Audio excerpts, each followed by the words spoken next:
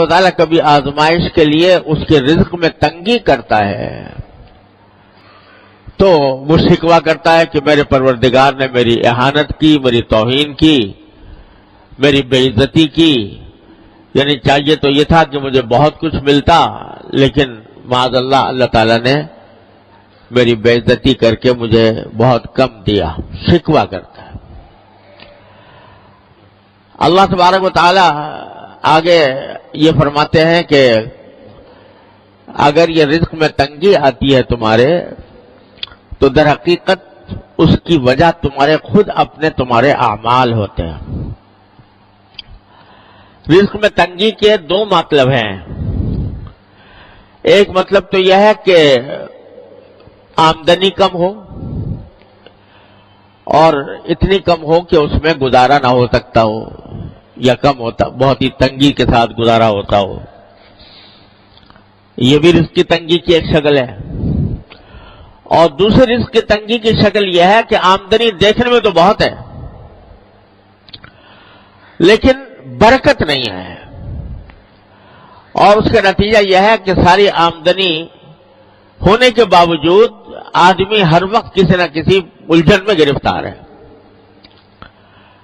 اور آج کل یہ صورت بہت کثرت سے پیش آتی ہے۔ اچھے خاصے مالدار لوگوں کو جن کی آمدنیاں بہت زیادہ ہیں، ان کو بھی یہ شکوہ کرتے سنا کہ پتہ نہیں کہاں سے پیسہ آتا ہے، کہاں چلا جاتا ہے، اور نتیجہ یہ کہ پیسے کا اصل فائدہ تو یہ تھا کہ انسان کو راحت ملتی، انسان کو آرام ملتا، اطمینان سکون حاصل ہوتا، لیکن بجائے آرام اور اطمینان حاصل ہونے کے اس سے پریشانیوں میں اضافہ ہو رہا ہے۔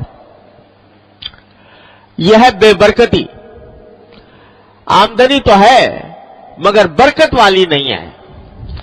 اللہ تبارک و تعالی جب برکت عطا فرماتے ہیں تو تھوڑی آمدنی میں انسان کو سکون آرام مل جاتا ہے، راحت میسر آ جاتی ہے، اور اللہ بچائے اگر بے برکتی ہو تو لاکھوں کی اور کروڑوں کی آمدنی ہو، اس کے باوجود انسان پریشان ہی نظر آتا ہے۔ اور قرآن کریم نے ایک جگہ فرمایا کہ بعض اوقات انما یعذبہم بہا فی الحیاۃ الدنیا، اللہ تعالیٰ اس مال کو ان کے لیے عذاب کا ذریعہ بنا دیتے ہیں دنیا ہی کے اندر۔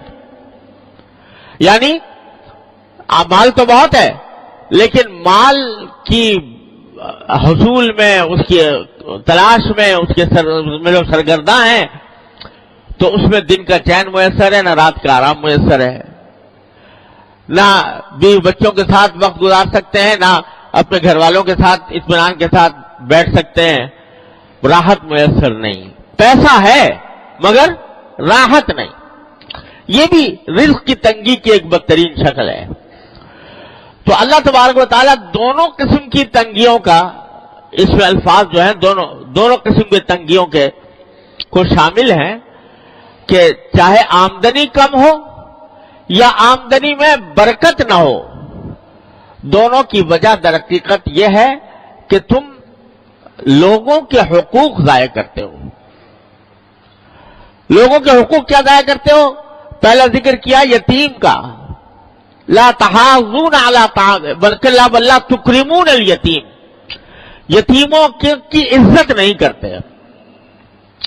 یہ نہیں کہا کہ یتیموں کو کھانا نہیں کھلاتے، بلکہ عزت نہیں کرتے۔ مطلب یہ کہ اول تو یتیموں کی دیکھ بھال میں تمہاری کمی ہے، اور اگر کبھی کوئی کرتا بھی ہے تو اس کا جیسا اکرام ہونا چاہیے، جیسی عزت ہونی چاہیے، اس قسم کی عزت اس کو نہیں دیتے ہیں۔ وَلَا تَحَاضُّونَ عَلَىٰ طَعَامِ الْمِسْكِينِ، دوسرے لوگوں کو بھی کوئی ترغیب نہیں دیتے کہ تم مسکینوں کو کھانا کھلاؤ، مسکینوں کے حاجتوں کو پورا کرو۔